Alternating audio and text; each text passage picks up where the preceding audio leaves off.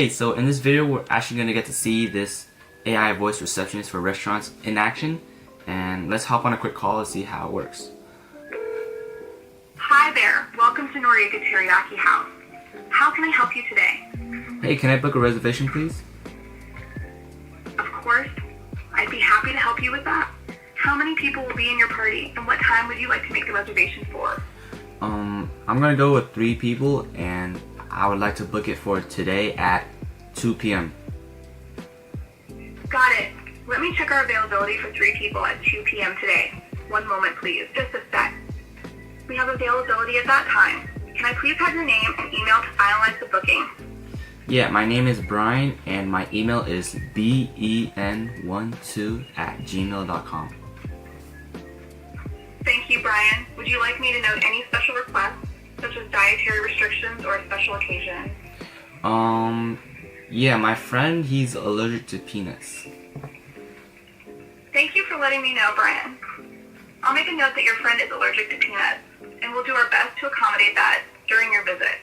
Now, let me finalize the reservation for you.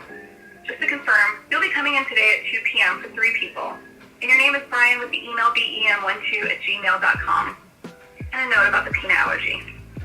Is that correct? Yeah, sounds all good. Just a sec. Alright, Brian. Your reservation for 3 people at 2 p.m. today has been successfully booked. If you have any other questions or need further assistance, feel free to ask. Enjoy your meal at Sakura Azakaya. Yeah, thanks so much. Bye-bye. You're welcome, Brian. If you have any more questions in the future or need assistance, feel free to reach out. Have a great day and enjoy your meal. Bye. You too. Okay, as you can see, that worked perfectly fine. So let's go over to Google Calendar to see if the reservation is actually there. Alright, as you can see, it worked totally fine. You can see the reservation at 2 p.m. booked right here. Everything looks correct so far. It has my name. It has the correct email, which is going to send a notification to the email later. It has the time, the number of people, and the notes. So in this video, we're going to be talking about how you can make an AI voice assistant for a restaurant. And we're also going to be going through the potential benefits for restaurants, how it solves some pain points, and how it can actually increase revenue for them. So let's dive in. So just a quick introduction. My name is Brian. I'm 16 years old. I'm from SF Bay Area.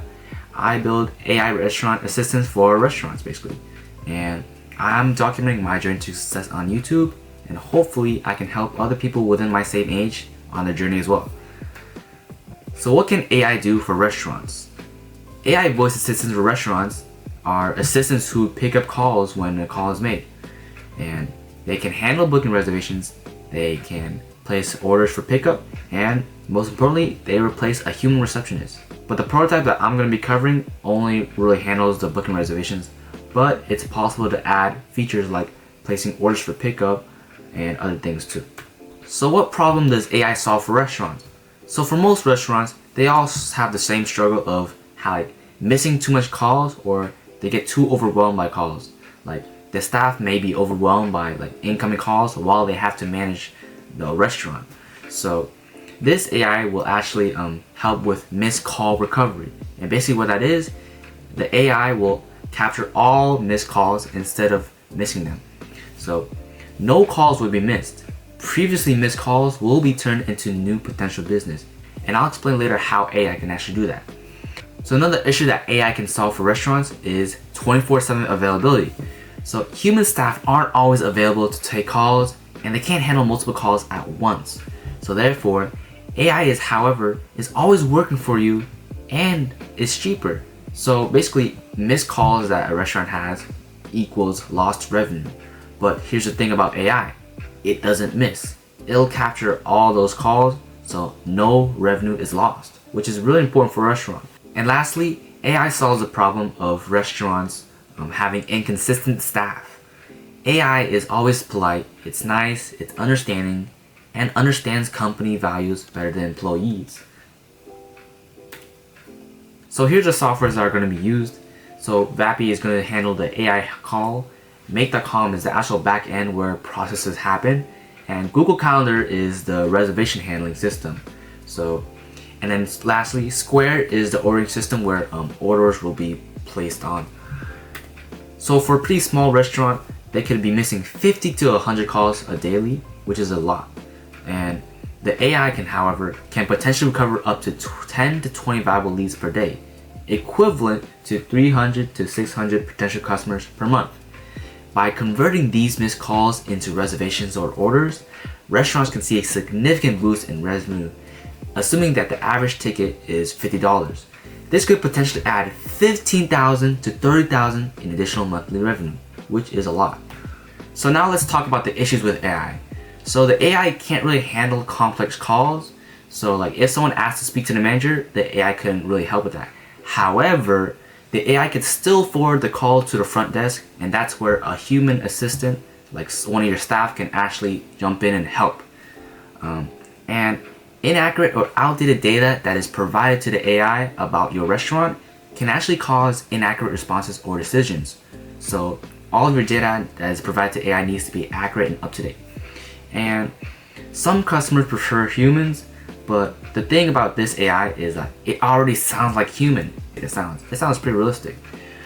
But just a quick summary of the benefits: your restaurant will have increased revenue, the staff efficiency will be boosted, they'll have freed up time, they don't have to worry about taking calls, they just focus on helping customers and serving your customers.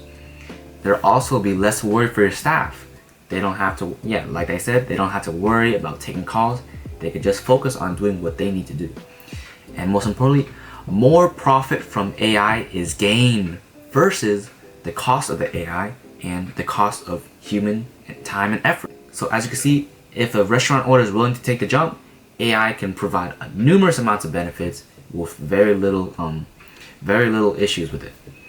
So now we could jump into tutorial time. We're going to see how you can actually build your own AI voice assistant. So just to mention, this prototype assistant can only actually take booking reservations for restaurants and answer FAQs. But for my more complex models, those models can actually place orders, they can actually update reservations, cancel reservations, they can do a lot more things. But for this model only, this can only place booking reservations. But let's dive right in. And then, so for specifics, this is what the AI has to do in the case that something happens. So like, let's see, if the customer asks for the menu, you'll have to provide specific example of dish for the reference. And that's one example. And we also give an example of how the conversation should happen. So here we say, "Hi there, welcome to American Guitar House. How can I help you today?" The customer will say, "I'd like to make a reservation for later tonight."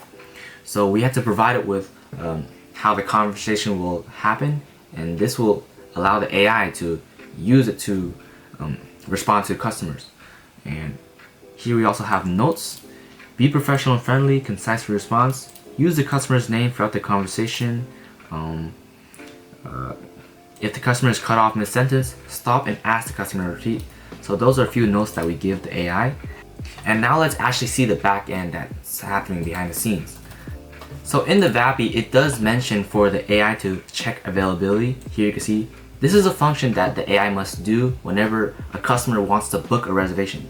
First, the AI has to check availability to see if the spot for that time of hour is even available and for that number of people.